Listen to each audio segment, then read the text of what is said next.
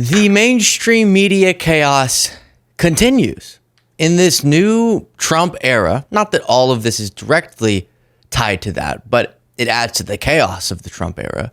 We're seeing one media shakeup after another. People being fired, people having expanded positions, reports about trying to be less anti-Trump, and all these different crazy things we've been following, it all happening amid an environment of fear for much of the media, understandably so, because of Trump's vile threats against outlets.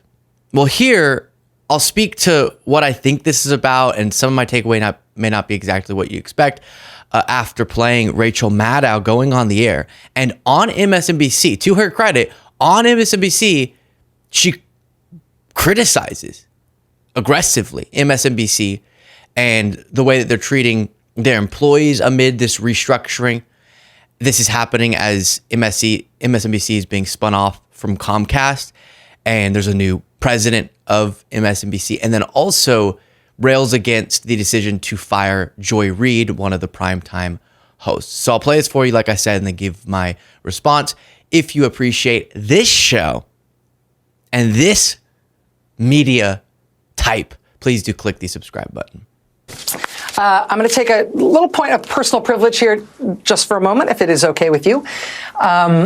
You may have already heard about changes that have been announced at MSNBC over the last couple of days. The new president of our network made it official today. Some of our shows are... Probably I should give you some context on this before we play the rest of that. So here's this from NPR, and then I'll show you her reacting in case you missed this story. Joy Reid fired from MSNBC amid network shakeup. Political commentator and television host Joy Reid has been fired from her position at MSNBC, where she anchors her show The Readout. The move comes as the network is restructuring its programming. You have some quotes there, and then so many other things that we'll look at throughout this segment. So here's the rest of Rachel Maddow's monologue. Moving to different time slots or expanding or going away altogether. In prime time, just so you know, I am here 5 days a week for the first 100 days of Trump's presidency, as planned. And as planned, I will go back to just Mondays after that. That is not changing. What is changing is that the show, Alex Wagner Tonight, is not coming back at 9 after the first 100 days. Instead, Alex will be a senior political analyst for MSNBC, and Jen Psaki will start hosting the 9 p.m. hour all the other nights except for Mondays. So that's a big change. An even bigger programming change is at 7 p.m. Eastern, where Joy Reid's show, The Readout, ended tonight. And Joy is not taking a different job in the network. She is leaving the network altogether. And that is very, very, very hard to take. I am 51 years old. I have been gainfully employed since I was 12. And I have had so many different kinds of jobs, you wouldn't believe me if I told you. But in all of the jobs I have had, in all of the years I have been alive, there is no colleague for whom I have had more affection and more respect than Joy Reid. I love everything about her. I have learned so much from her. I have so much more to learn from her. I do not want to lose her as a colleague here at MSNBC. And personally, I think it is a bad mistake to let her walk out the door. It is not my call, and I understand that, but that's what I think.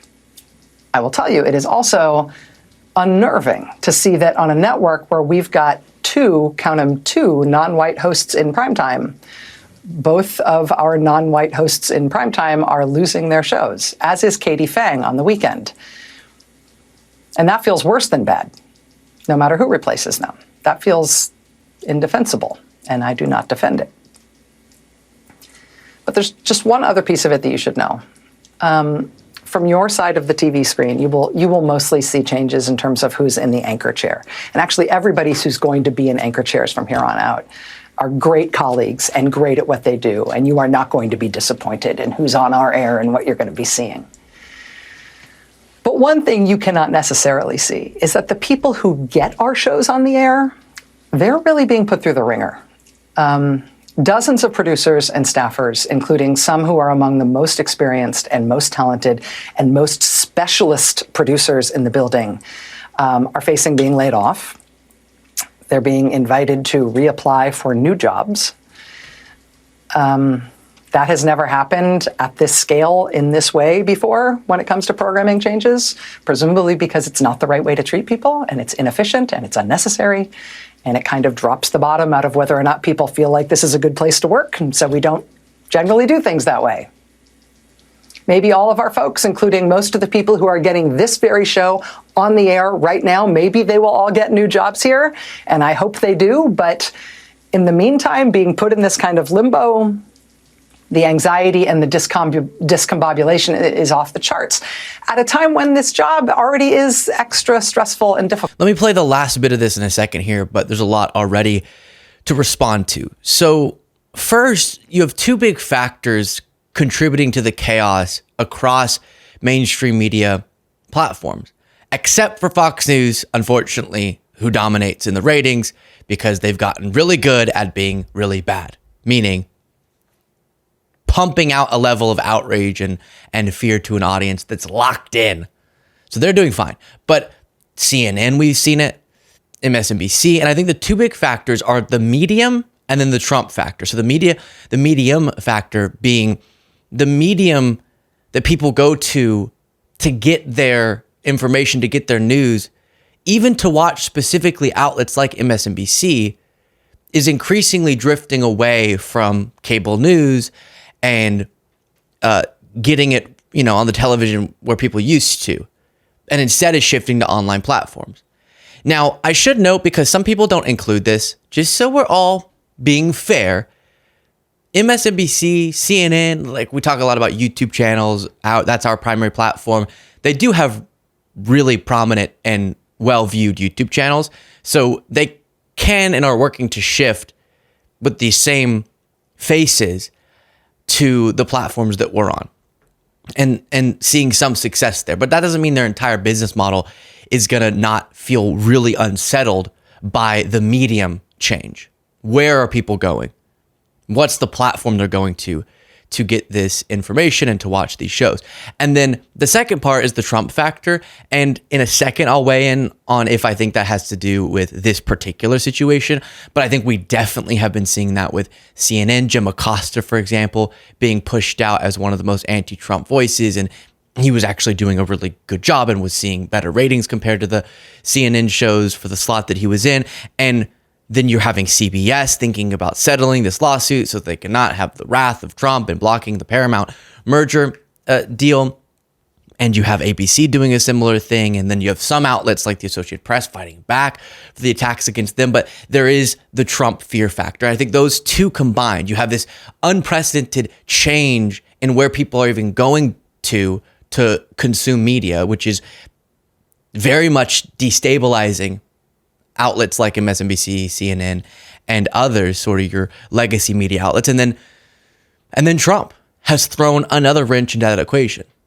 And I think in this case, I'm not seeing, given that, for example, Jen Psaki is seemingly going to get an expanded role, Rachel Maddow is keeping her position.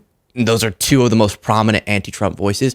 I'm not seeing the crisis moment yet at MSNBC of trying to make Trump happy with this decision. But Joy Reid was one of the most passionate and outspoken in views. And so if that did play a role in it, that would be terrible. I have heard a lot of pointing to or alluding to a racial part of this, given numerous factors, including, especially given who's replacing her time slot. I'm not really seeing that. That doesn't make a lot of sense to me. And I could read to you, the source said that the current co-hosts of The Weekend, Simone Sanders, Townsend, Michael Steele, and Alicia Menendez, will take over the slot that Reid previously hosted. So aside from there not being a lot of evidence to back up that claim, and that being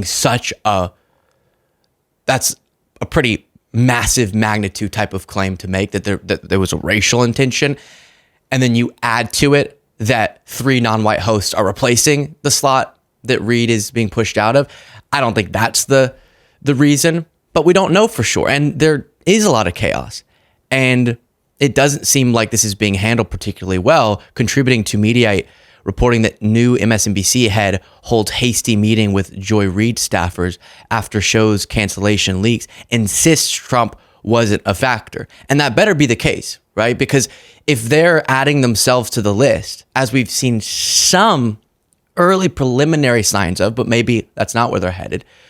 But if this is a part of a fear that Trump will, as he's been saying, he wants to target them, and maybe by shifting things around, they can prevent that, that would be a complete violation of what I think their dedication to our democracy is. Despite MSNBC's assurances that new roles will be available, staffers exited the meeting shaken. The shock of learning about their show's fate, married with uncertainty about what comes next, spurred significant frustration with MSNBC brass, which came through during the Sunday meeting. While Cutler pointed to the more than 100 new jobs being posted this week as a sign of hope for the staffers, for those who have worked on the readout, the meeting drove home a difficult reality. Their show is over, and their future at the Progressive Network is not certain. And I absolutely feel for them. I think probably the best explanation is they, like all of the mainstream media outlets, are trying to restructure in ways that they can, sometimes impacted by the current media environment, but often just because ratings are declining. And I saw that The Weeknd, the show that hosts the hosts that are going to be replacing Joy Reid's time slot, that when they took over on The Weeknd, for that weekend slot, boosted the ratings by like 30%. So they're thinking, oh, if we switch that there, that could boost the primetime ratings maybe. And this is probably mostly just about business. Hopefully not business to keep themselves from the president harming them, calling them a threat to democracy. What is he going to do? Is he going to try to get them off the air like he's saying with CBS? We don't yet know. But given some of the voices they're keeping, and even Jen Psaki getting expanded position, it doesn't seem, at least to the extent that some other networks are, that they're going there quite yet. Here's more from Rachel Maddow, then I'll go further. Difficult. It is not news for me to tell you that the press and freedom of the press are under attack in a way that is really it's a big deal for our country. It's very visceral for us here. I know that the business of the press is not an easy thing, and I know that no job is forever. But I think I'm safe in saying, for all of us anchors who you know through the TV, please know that what pains us the most is not what happens to us. It is what happens to our coworkers on whom we depend and who you don't necessarily know, but we respect and love them and depend on them. And did I mention we respect them? This is a difficult time in the news business, but it does not need to be this difficult. We welcome new voices to this place and some familiar voices to new hours.